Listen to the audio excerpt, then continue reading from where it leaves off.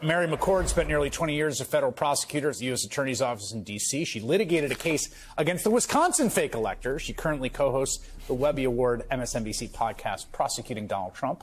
Tom Joslin was a senior staffer on the January 6th committee and a principal drafter of their final report, and they both join me now. Mary, I think you guys have gotten a little time to look over this indictment. Your thoughts on what you've read?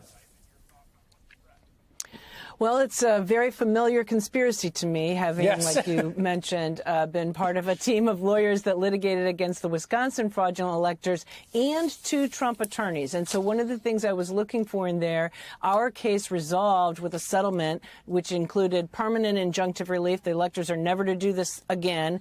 The attorneys are never to help them do it again. But it also resulted in the release of some 1,600 emails and text messages that show the genesis of the scheme. And what I saw in this Arizona indictment is a lot of the things I saw in those text messages. So this scheme was concocted in Wisconsin by Trump campaign attorney Jim Troupis and his friend Ken Chesebro. Yes, Kenneth Chesebro, who has been pleaded guilty in Georgia, who is unindicted co-conspirator number 4 in this Arizona indictment. He is the one who came up with the idea. He had the beginnings of the idea just 5 days after the election, his first email to Mr. Troupis saying, you know, what about if an alternate slate of electors shows up on January 6th, throwing things into chaos unless the state legislatures then decide who the slate should be? Or we could throw such things into such chaos that the vote would go to the House. And what that means is the vote by the House under the 12th Amendment, when there's no winner, means every state gets 1 vote. It's not all 450 legislators. And at that time, it was a 26 state majority, and that would have meant the election went to Trump. So what I saw then in this indictment is the communications after Mr. Troupis sent these memos that he asked Mr. Chesebro to write up to the White House. That's reflected in this indictment. Boris Epshteyn then said, hey, can you replicate this in the other states? And that's what set Mr. Chesebro off. Again, unindicted co-conspirator number 4 in this indictment, I'm certain, based on the allegations in the indictment, to working so closely with people like Kelly Ward and also attorneys in Arizona like Jack Wilenchek to make this happen in Arizona.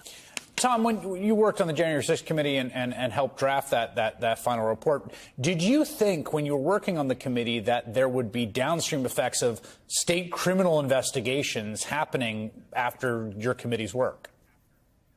Well, you know, I think there should have been these downstream effects. I mean, the bottom line is this is a conspiracy that cut across 7 states, right? Trump and his co-conspirators tried to steal or nullify the electoral votes from 7 states because they lost the popular vote Trump lost the popular vote in those states.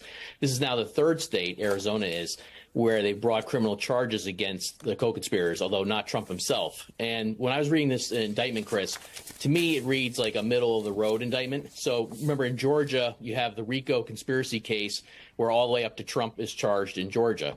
In Michigan, you have these charges brought against just the fake electors, but none of the co-conspirators that led them down that path. Now here in Arizona, you have the fake electors charge plus these co-conspirators on top of them, including a number of the people who actually brought them, led them down this false path.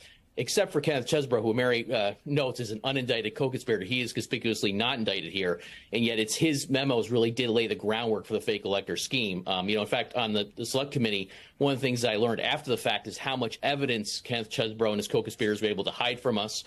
They had a December 6, 2020 memo in which Chesebro made it very clear that the intent of the fake electors had nothing to do with being contingent on election litigation outcomes or state legislatures flipping the vote, which, of course, Trump and his associates were pressuring states to do, but in fact was basically there to gum up the joint session of Congress on January 6th. So this is, I think, necessary for this type of criminal, hopefully criminal accountability in Arizona, and hopefully other states will follow suit. Yeah, we should just note, and if folks don't remember this, that there were sort of different incarnations of the fake elector scheme. The first of which I think you could characterize as an extremely aggressive but arguably defensible legal posture to retain the possibility of a Donald Trump victory if fraud was found and litigation proved effective. The second version was just purely a bad faith, cynical enterprise to essentially defraud people and to create this sort of screwed up situation. Tom. But Chris, can I just interject real quick? The bottom line is that when you go through the evidence very carefully, the truth is that first option was off the table by the time the fake electors met and voted. The documents in the Chesbro and his co-conspirators were authoring and talking about, it was clearly aimed at delaying or obstructing the certification of Joe Biden's victory at the joint session of Congress. This is crucially important because of what's happened here. And you can even see this in the indictment that came out today. Some of the defendants lied about it and said, well, we just voted in case, election litigation flipped Arizona. Now, some of the fake electors may very well believe that. The problem is we know the people who were pulling the marionette strings on them did not believe that. And that's why this indictment in Arizona is so important, because they're going upstream, going after some of the puppet masters, not just the fake electors. By the way, as we roll this tape of that meeting, if you can roll that again, the B-roll that we just had, which is at December 14, 2020, Kelly Ward is the one who's seated at the chair position there in blue. Again, this was all public. It's remarkable how much of the evidence. There's a fair amount of evidence in the indictment itself that's public. You've got Samuel Moorhead, who's writing, we need to take some action about the 2020 election. I advocate in Arizona the legislature decertify the slate of Biden electors and certify the slate of Trump electors. I would hate to go to my grave knowing the electoral vote I cast was not counted. They were doing this in public. And to your point, Mary, I just want to read again from the indictment. We haven't been able to work up graphics, so I will go slowly. One of the things they catch here on page 29, the indictment is sort of in an email to the Tea Party Phoenix Metro email listserv. They say, by the way, to your point about they knew what they were doing, if the Electoral College doesn't result in 270 electoral votes for either presidential candidate, the 12th Amendment is exercised. And guess what? Trump wins because the House didn't go the way Dems counted on it going. And our republic is saved from the globalists. So this is all laid out. There's not, again, they were not like that surreptitious about this entire enterprise. It's all fairly well documented, Marion. That's not always the case with most criminal conspiracies, but this one, it's fairly public. Yes, and like Tom said, I think, it's possible that some of the fake electors in different states at first really did think that there was some legal authority. I mean, they had lawyers telling them to do this, right? And that there was some legal authority. But it's clear when you see the documents by, as Tom referred to them as the puppet masters or the marionette, those pulling the marionette strings, they all along, and it's clear in the documentation, knew this scheme was just a scheme to throw things into chaos, to support putting pressure on the state legislatures to go ahead and just reconvene and send up a slate of electors, which itself would have been subject to legal challenge, of course, or then to pressure Mike Pence to count these illegitimate votes. And worse comes to worse, like you just said, throw things to the 12th Amendment. But I'll say, even with the fraudulent electors, even if they might have, some of them at the beginning thought, maybe this is a legit scheme. As Tom said, by the time they voted, they did not. Yet even after that, we had in Wisconsin someone from the Republican Party flying out to D.C. on January 5th to try to make sure that fraudulent slate got to Mike Pence. And in one of her texts, she says, I feel like a drug dealer, lol. Wow. Yeah, and wasn't that also where like someone passed the list to Ron Johnson to get to Mike Pence? And he was the one carrying it. The senator from Wisconsin was like, I don't know, someone gave me something. I was just giving it to the vice president. I don't really know. Someone gives you a Ziploc bag, you carry it over to the vice president, whatever it's got to be. Can I just say this, Tom? The other thing that strikes me here, two questions. One is, and I'm pulling this from memory if I'm not mistaken, I believe of the 7 states, New Mexico is one of those states, somewhat weirdly. Yeah. I think in 2 of the states, the language of the thing they certified had some kind of legal hedge, where they said something like, I think in Pennsylvania and New Mexico, I may not be remembering this correctly, they basically said something along the lines, if the litigation proves successful, yada, yada. And the other ones, there is no hedge. It's straightforward, a lie, a fraudulent certification signed a line saying, we are the proper electors here. That's exactly right. So 5 of the 7 states had no contingency language whatsoever for the fake electors, Arizona being one of them. And in fact, we know subsequently there was a text exchange from some of the conspirators, including Michael Roman and Kenneth Chesebro. Roman, who I believe is indicted in this indictment, and Kenneth Chesebro, who is an unindicted co-conspirator, where they're talking about this. They're talking about, hey, should we include this language that basically is a hedge on the fake electoral certificates? And Mike Roman says, F these people. In other words, we're not doing it. We're not putting this language on the other ones, because if we do, then maybe people will start to question what they're doing. That's what I mean by puppet masters, right? I mean, some of these guys knew exactly what they were doing. That's not to absolve all the fake electors themselves. Some of them knew what they were doing too, obviously. Perhaps a lot of them did. But the bottom line is that there's in the Trump campaign and the co-conspirators around Trump and Trump himself certainly knew that they were crossing all sorts of boundaries here, legal boundaries here in doing this. And, they were very cavalier in doing so, and they didn't care about people downstream who were willing to do their bidding for them. And that's really part of the story here as well. Fresh off the passage of those foreign aid bills that President Biden signed today, Republican House Speaker Mike Johnson didn't take a victory lap. Instead, the LSU graduate made an angry press appearance on the campus of Columbia University in New York, where he was booed by most of the crowd assembled. As you probably heard, the school has been the center of the media world for the last week over student protests of Israel's war in Gaza.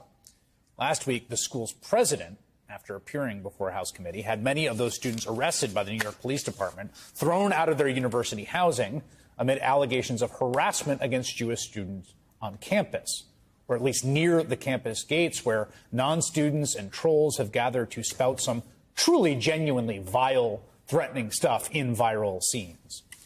Even as the anti-war protests spread to other universities across the country, and conservatives like Johnson blast higher education as a bastion of radicalism again, Senators Tom Cotton and Josh Hawley have even called for the National Guard to come in.